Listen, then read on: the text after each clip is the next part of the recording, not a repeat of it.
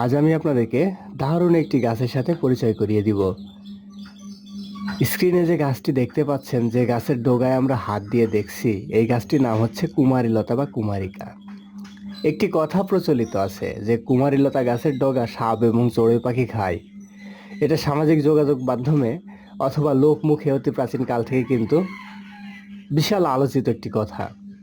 তো এই কুমারীলতা সম্পর্কে কিছু তথ্য আমাদের জানা প্রয়োজন। এটি সাধারণত জঙ্গল বা ঝোপঝাড়ের মধ্যে পাওয়া যায়। এই গাছটি এটি একটি কাঁটাযুক্ত লতানো প্রকৃতির গাছ। এই গাছের ডগা খাওয়ার নিয়ম, একটি নির্দিষ্ট নিয়ম রয়েছে। এই নিয়মে যদি আপনি খেতে পারেন তাহলে কিন্তু আপনার পারিবারিক হতাশা, বিশেষ করে পুরুষ ভাইদের জন্য, সেটা দূর হয়ে যাবে। এটা ঔষধি গুণে ভরপুর।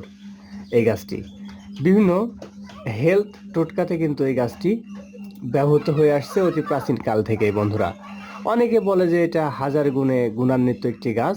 শুধুমাত্র এই গাছের আপনি ডগা খেলে, শুধুমাত্র এই গাছের ডগা খেলে আপনার জটিল ও কঠিনতম রোগ দূর হয়ে যাবে। বিশেষ করে পুরুষ ভাইদের বলবো, আপনারা যদি পান তাহলে মাঝে মাঝে দু একটা এই গাছের ডগা খেয়ে দেখতে পারেন। ধন্যবাদ।